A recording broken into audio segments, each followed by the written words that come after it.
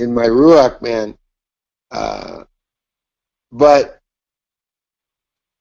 Michael W. Smith was one of those artists that would take me there, in much of his music.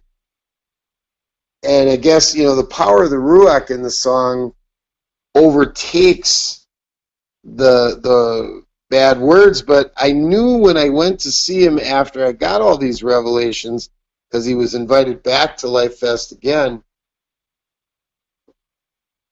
I knew when I went to see him that he was probably going to throw out a little too much Jesus for me, I guess would be the best way to say it, and it's going to be hard to listen to one of my favorite artists worship, because he was just going to be too much. So I went there with as open of a mind and an open of a heart, that I could to the worship that was going on.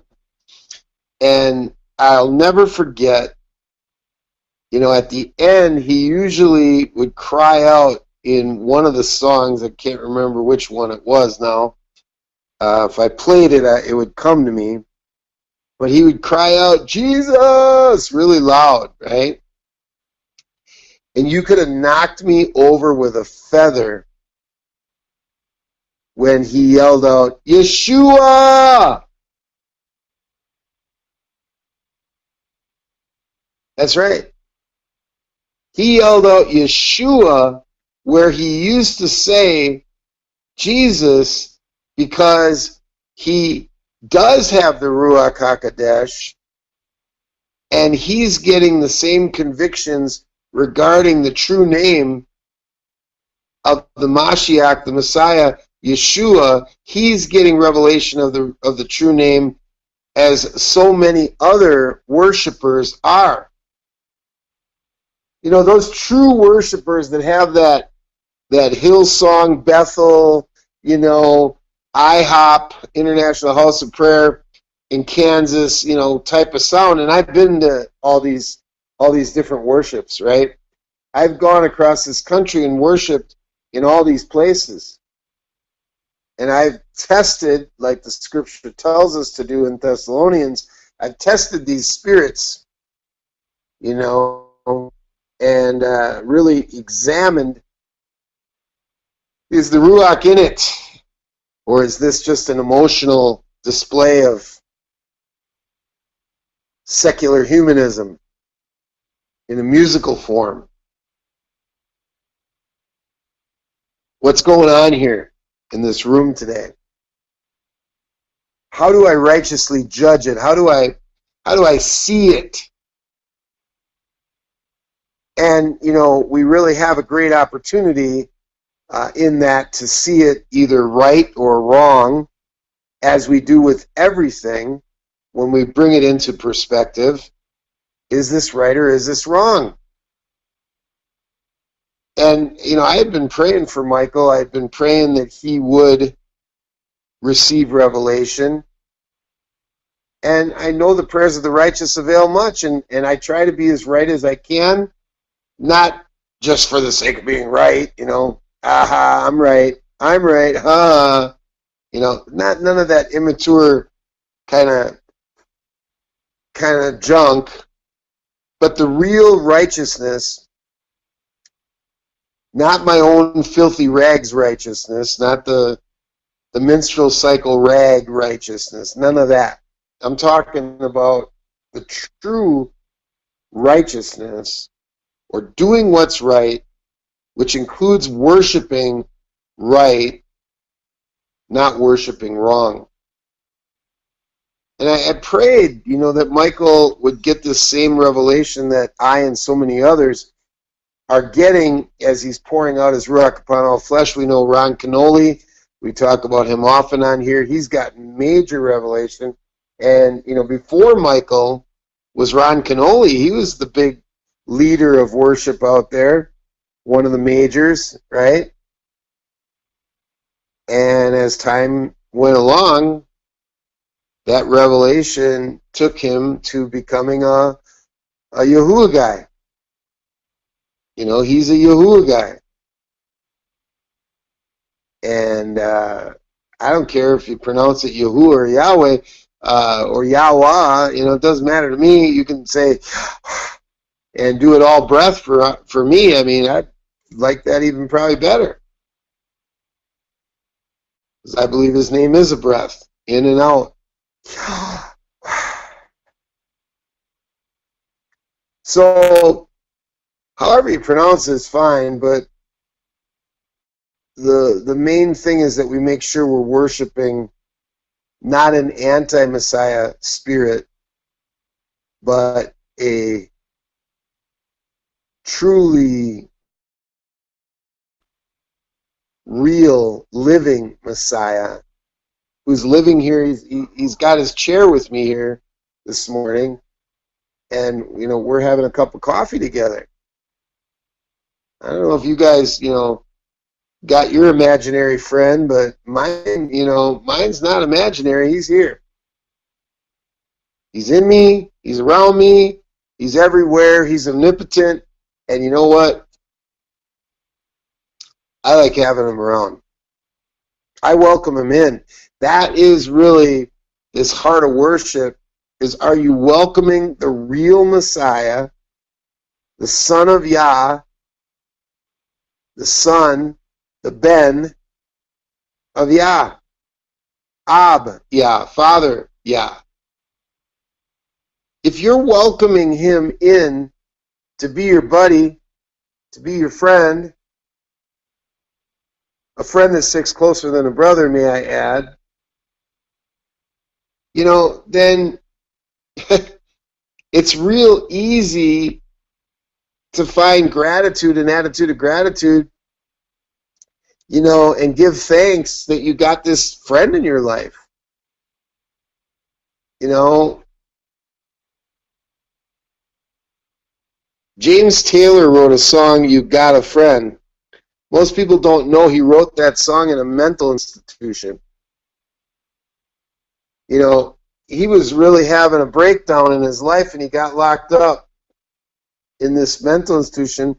I can't remember the story for sure, if he was suicidal or how it all came about that he ended up in there, but he wrote the greatest music that he ever wrote in his career from a mental institution, because, you know, "You Got a Friend" is not about a human being. It's about Yeshua.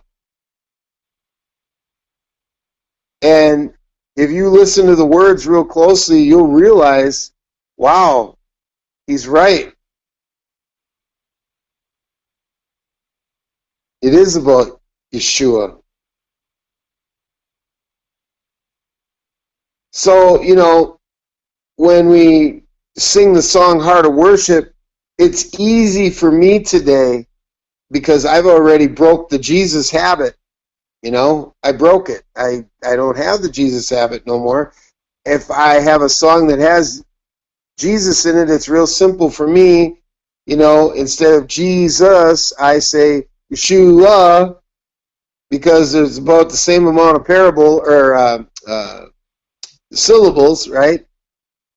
So if a word is 2 syllable or 3 syllable or one punchy syllable, if it's a one punchy thing, you know, then it's just going to be Yah. I'm just going to cry out to Yah. I'm not going to cry out to God. And if it's a the Lord, then it's going to be Yahweh, because it's a 2 syllable punch. And it's in that 1, 2, 3 punch. It's the solid scripture step 2. It's your definition. It's you defining the highest power, which is Yahweh, Yeshua, Ruach HaKodesh, Elohim, all in one. These three are one. It's all of that powerful oneness, that Echad, that makes up who he is. And, you know, is Yahweh, Yeshua, Ruach HaKodesh, is he in all the other beings? whether they're real beings or made up beings that, are out there. And of course, he can be, because he's omnipotent, he can be everywhere. If you're looking for him, you can find him there. But it doesn't mean you have to pay homage to the evil one. So I can go to a Life Fest, I can block out all the Jesus stuff, not let it bother me, and I can bring Yeshua into a Jesus event or into a Jesus band. And, as they're yelling out, people in the crowd, Jesus, I'm going to yell out Yeshua really loud and let people know, wow, that guy, he knows the real Messiah. I think that's what people are starting to realize more and more as he continues to pour out his Ruach, and people are getting conviction of truth, of Emet. So the more and more the Ruach pours out, the more and more conviction of the Emet that starts to take hold of the hearts. So it's a real cool thing, and to have a Michael W. Smith yell out Yeshua at the end and know that I was probably part of many people who probably prayed for this man, and hopefully that's what you do. Hopefully you don't condemn these artists that didn't know any better, because you got revelation. Yah loved you enough, Yah cared enough about you to give you revelation before he gave it to them. The main thing is to not fall into their doctrine or fall into false doctrines, if you will, and backslide from truth that you're being taught by the truth teachers, that Yah honored you and respected you enough, loved you enough to send messengers into your life to bring messages of truth. Those messengers may be Malakim, but they may also be Shaliachs and Shalias, as we definitely know, the two messenger types, whether human or a light being, both are synonymous with each other. I'm not trying to say I'm a Malik, so don't get weird on me now. But he's going to speak to human beings that have enough power and enough boldness to not be shaken, breaken, or taken, and we can just go into places where there's this falseness happening, and we can stand up to it and not be shaken, not be taken by it. We're not going to fall into their doctrines. We're going to stand. One of the saddest things about one of the gals that stayed in our house, lived in Scribe's house, Stan goes and checks on our people because, she's a shepherd in her heart. She loves them. She's a mother hen, right? And she's just checking on our kids, right? And she goes to their Facebook and sees, yep, and same thing that happens with all of those that never cross over. It's not Yah anymore on her wall. It's God. It's not Yeshua anymore on her wall. It's Jesus. Because she fell back in, she backslid back in to religion, back in to Christianity. As much as I thought and wanted to believe she really got it this time, I'm severely disappointed. Because, we make an investment. Scribe made an investment of himself into this person and gave some of his best teachings that you'll hear online. And it's like, how can you ever back away or backslide away from the truth, from this Emet? And we know the answer. It's only the devil. This is the same person who decided to have a baby with a homeless person that really is from what we came to find out, really, really super sick, and was, he was waiting sentencing to go to prison. This is who she chose. So she made the bad choices of the guy that, she slept with, or even just to sleep with somebody, which is a bad enough choice. Then this person obviously is going to be making a lot of other bad choices, which, I've taught until I was blue in the face over the last, almost 10 years with this person, to get them to understand you are at where you're at because of the choices that you made in your life.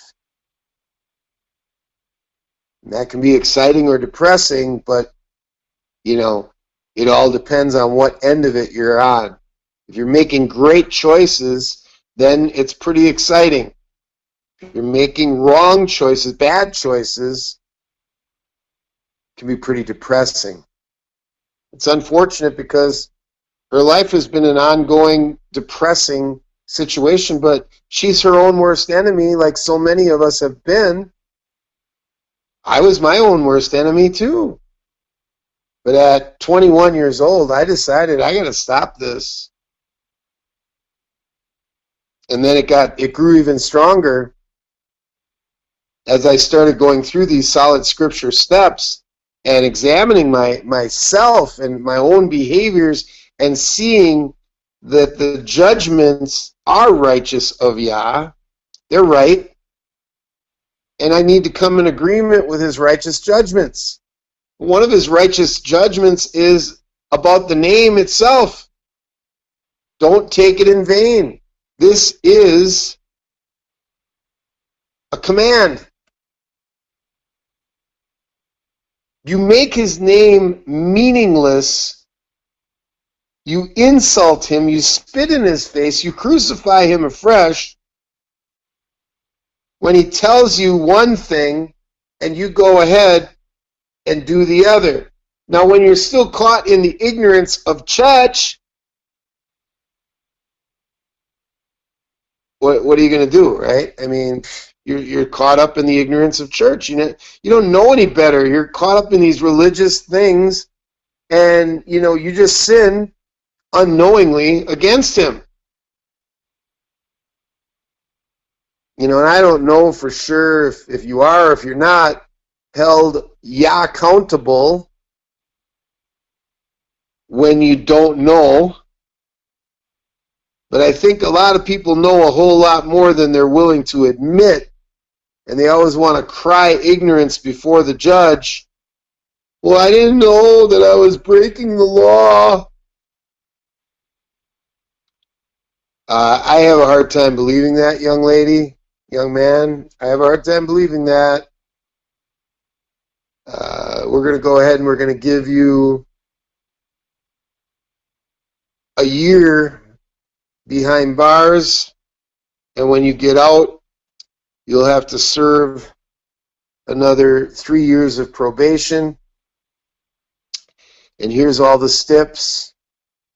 You can't be seen in a establishment that serves alcohol, and you will be tested for various drugs, including alcohol.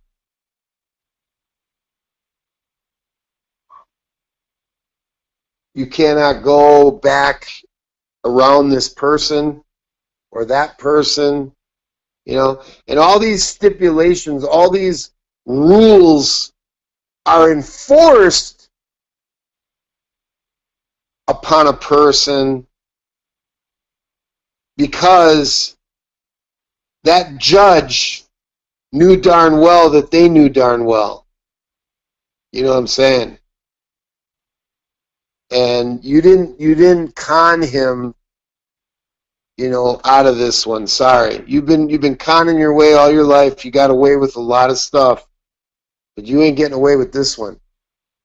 And I think that's where we stand with Abia, in our lives, is he'll allow us to think we're getting away with stuff when he's really trying to get through to us. He's sending a messenger in like a scribe or a rock that's going to try to talk common sense, which is what Yah's all about, by the way. I mean, but common sense is the most uncommon thing we have out there. You know, our society thinks one way, but common sense is, well, why would you think that way? You know? So, yeah, I'm you know, seemingly grieved on a weekly basis as I find out more and more of just how far this specific backslide is gone, but I got other backslides of other people, you know. And if it wouldn't be in the scriptures and it wouldn't be explained so well about who a Galal Talmudim is and who a backslider is, if I couldn't see the difference, I'd be confused. But, you know, once you know the truth, the confusion goes away. You can't really chalk it up for confusion anymore, you know. So, you know, in the book of Matthew alone, or Mattiyahu, who was the tax collector, they portray him as, you know, a label disabled would be what Matthew looked like in The Chosen is somebody that would have had pervasive development disorder or autism. You know, that's what you would think as a defect. But I think, you know, the Yah-ability ministry in and of itself, that we see the we see the actual, you know, Yah-ability, like Yah sees the Yah-ability. This would be the very reason why he would pick a person like a Mattiyahu, because everything about the testimony of bringing a tax collector in to be one of the Galal Talmudim, this is huge. There's so much to learn just from that one character. And, you know, I want you, like I've been teaching you, as you learn to study and go deeper, I want you to think in terms of words and break down every word and do word studies as deeply as Yah takes you, okay? Just go with it, run with it, look up words, see what the Strong's has to say, do etymology research, you know, see what was the origin of this word, where did it start? You know, like, and then you'll find out really cool stuff like, oh wow, abracadabra is an Aramaic word, and it's a positive word, it's a great word, but Satan tried to steal that word and turn it into magic, witchcraft, sorcery, turned it into something that it never was intended to be. And really, you know, if you think about it, that's what the enemy does. He counterfeits everything. He does it with everything, you know? So the word studies are outstanding ways to grow deeper into your faith. Another way that, as I'm teaching you how to study and sharing the parables of Yeshua in this process of teaching you how to study, is that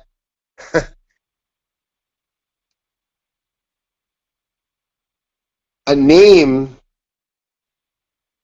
in Ibrahim or Hebrew's language, you know, is going to be a really big deal. It's a really special thing. And, you know, that's the one major grievance or grieving that's going to come when you get the conviction, is you're going to kind of be angry that you were taught the wrong name, because as you study the Ivrai people or the Hebrew people, you're going to come to this deeper level of understanding of this whole genealogy of Yeshua and where it all started, right? Going all the way back to the beginning. and now all the way to us.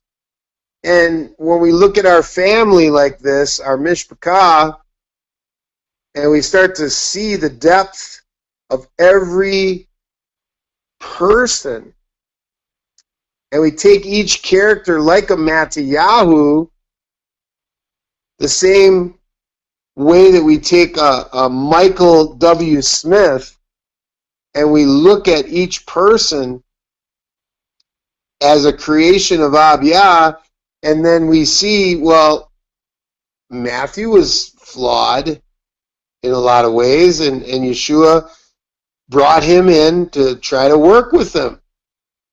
So why would you throw out Michael W. Smith? Because, he's flawed, but I think Yah wants to work with them.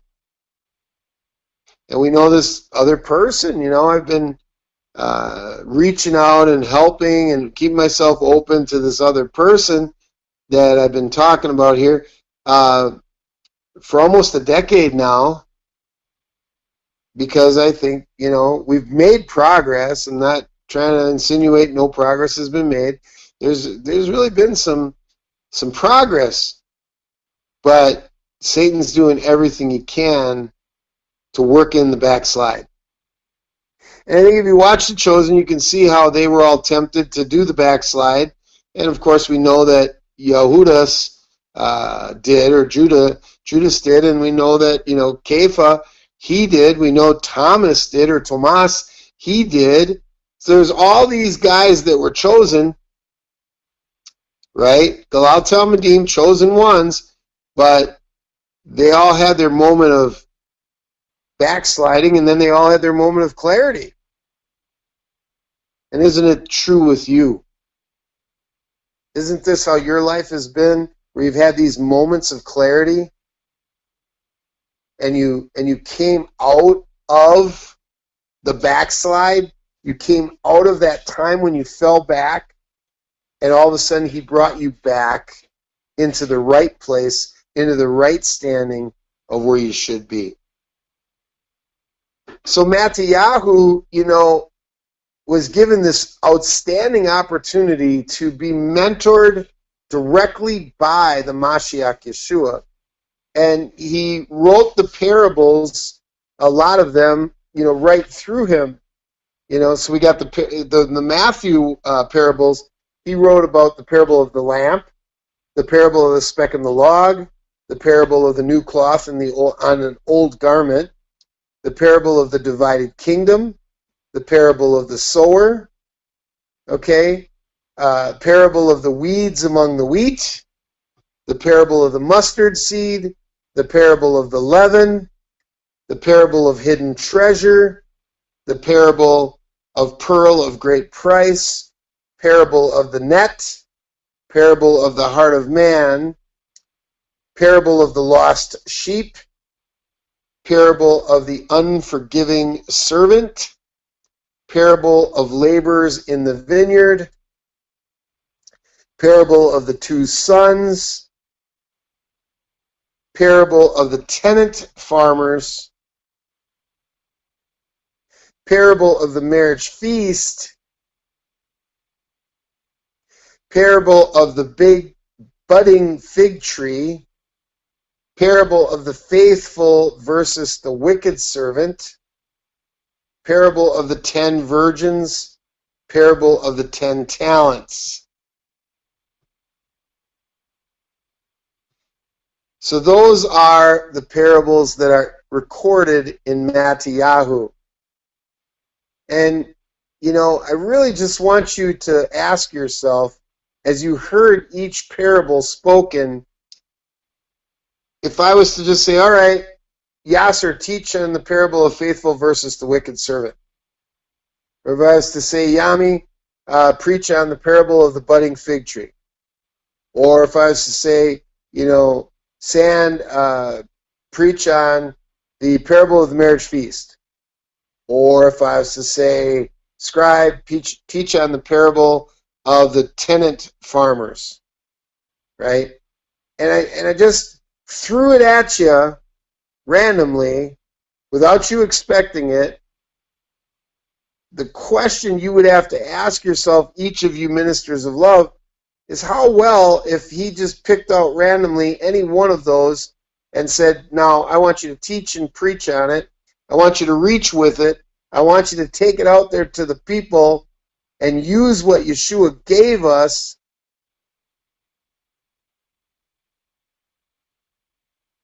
how well would you be able to handle that task, that assignment? You know, you got to ask yourself, is my studying in vain? Is my studying meaningless? Am I really not getting it? Some of you can say, wow, I've been studying for a lot of years. You know, Sand is the newest kid on the block, from what I can tell, as far as, you know, studying goes, but she studies hard. She's hard on herself, as you heard it this morning. She's going to expect Yah to draw out of her the best of her. And all of us want that. All of us have some level of perfectionism in us, and we don't want to fall short, especially when it comes to delivering on the giftings that he's working through us. So I really want you to all, you know, take into consideration that you've come a long way, and I'm grateful for every one of you for how far you've come. But let's not fall asleep at the wheel. Let's not become complacent in our quest to know the Messiah so well and to understand his writings as recorded by Mattiyahu, as recorded by, you know, Marcus, as recorded by Lucas, as recorded by Yehuchanan, as recorded by Tomas. As I've said many times, you know, the book of Tomas, or Thomas, is really an excellent book. I can't figure out why it wouldn't have not been included in the canon, except for the fact that there are some corrections that the book of Tomas actually makes that are Aramaic, you know, origin type things, that he's the one that's got it right, but the other 4 books that we got actually got it wrong. And I found that out right away when I started studying these parables and looking at, you know, and trying to ask Yah the question, why did he give these to Mattiyahu, give these to Marcus, give these, you know, why did he spread these out with these characters? And, you know, was there a plan? Was there a rhyme or a reason to it? You know, why did, you know, all 3 of these say this parable, you know, write about this parable, but, you know, Yehuchanan, John, didn't write about it? You know, why? Why? And I don't think that's insulting to him to ask why. I think it's in alignment with the test everything. You know, I'm testing these men that were chosen, and I'm testing the translators and the transliterators and the